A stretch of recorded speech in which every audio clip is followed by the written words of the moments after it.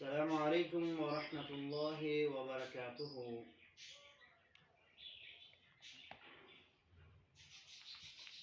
کل کے درس میں اس بات کو بیان کیا گیا تھا کہ ایک مومن اور مسلمان کے لیے اللہ تعالیٰ کی پناہ کس قدر ضروری ہے۔ تو اس حوالے سے 3 یا 4 چیزیں بیان کی گئی تھی۔ آج کے درس میں بھی انشاءاللہ العزیز ایسی چیزوں کو بیان کیا جائے گا کہ جہاں ایک مومن اور مسلمان کے لیے اللہ کی پناہ بے حد ضروری ہوتی ہے۔ تو سب سے پہلے جب کسی شہر یا کسی بستی یا کسی علاقے میں آپ جاتے ہیں، آپ مسافر ہیں، تو آپ کو چاہیے کہ جس جگہ آپ جائیں سنت رسول نبی علیہ الصلاۃ والسلام کے طریقے کے مطابق وہاں آپ قیام کریں۔ نبی علیہ الصلاۃ والسلام جب کسی بستی میں داخل ہوتے تو آپ رب ادخلنی مدخل صدق واخرجنی مخرج صدق واجعل لی من لدنک سلطانا نصیرا، یہ دعا پڑھا کرتے۔ اے اللہ میرا اس شہر کے اندر داخلہ بھی سچائی کے ساتھ فرما، اس شہر سے اس بستی سے میرا نکلنا بھی سچائی والا بنا، اچھا بنا، اور جب تک یہاں رہوں خیریت کے ساتھ، دلیل کے ساتھ، بھلائی کے ساتھ ہی یہاں زندگی گزاروں۔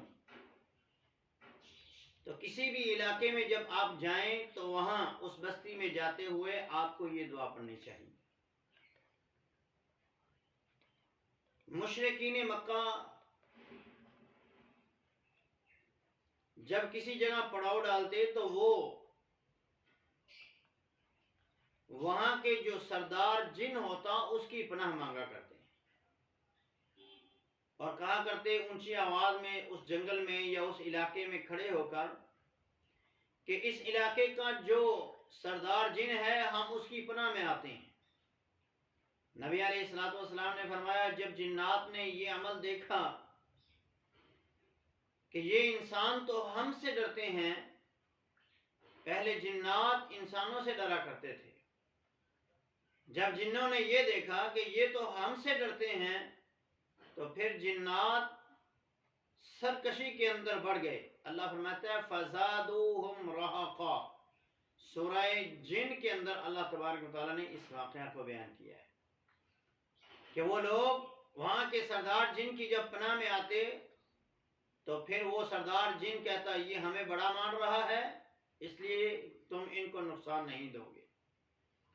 نبی علیہ الصلوۃ والسلام نے ہمیں یہ تعلیم دی ہے کہ جب کسی جگہ پہ ہم جائیں قیام کریں، چاہے 1 گھنٹے کا ہو، 2 گھنٹے کا ہو، 3 گھنٹے کا ہو، کسی بھی شہر کسی بھی بستی کے اندر ہم نے قیام کرنا ہے یا کسی کے گھر ہم نے مہمان کے طور پہ جانا ہے، وہاں ہم نے قیام کرتے ہوئے یہ دعا پڑھ لینی ہے اعوذ بکلمات اللہ التامات من شر ما خلق، میں اللہ تعالیٰ کے مکمل کلمات کے ساتھ اللہ کی پناہ میں آتا ہوں ہر اس چیز کے شر سے جو اللہ تعالیٰ نے پیدا فرمائی۔ تو اللہ تعالیٰ کی پیدا کردہ کوئی بھی مخلوق، کوئی بھی چیز اس انسان کو نقصان نہیں دے سکی۔ تو اللہ کے علاوہ کسی نے کچھ بھی پیدا نہیں کیا، ہر چیز کا خالق و مالک اللہ ہے، ہر زیرو چیز اور بغیر روح کے کوئی بھی چیز اس انسان کو نقصان نہیں دے سکتی جو انسان اس دعا کو اس جگہ کے اوپر پڑاؤ ڈالتے ہوئے پڑھے۔ اس دعا کو نبی علیہ الصلوۃ والسلام صبح و شام کے اذکار میں بھی پڑھا کرتے، اور آپ نے حکم دیا ہے کہ صبح کے وقت 3 دفعہ پڑھو، شام کے وقت 3 دفعہ پڑھو۔ جو بندہ صبح و شام 3 مرتبہ یہ دعا پڑھ لیتا ہے اللہ تعالیٰ اپنی مخلوق کے شر سے اس بندے کو محفوظ کر لیتا ہے۔ نہ ڈینگی اس کو نقصان دے سکتا ہے، نہ کورونا اس کو نقصان دے سکتا ہے، دنیا کی کوئی مخلوق بھی جو اللہ کی پیدا کی ہوئی ہے کوئی اس کو نقصان نہیں دے سکتی. اس لیے اس دعا کا خصوصی اہتمام کرنا چاہیے. صبح اور شام کو اس دعا کو 3 مرتبہ کم از کم پڑھنا چاہیے. تو یہ نبی علیہ الصلوۃ والسلام کے معوذات ہیں. انشاءاللہ العزیز ہم اپنی گفتگو کو اسی طرح جاری و ساری رکھیں گے اور نبی علیہ الصلوۃ والسلام کے معوذات آپ حضرات کی گوش گزار کرتے رہیں گے.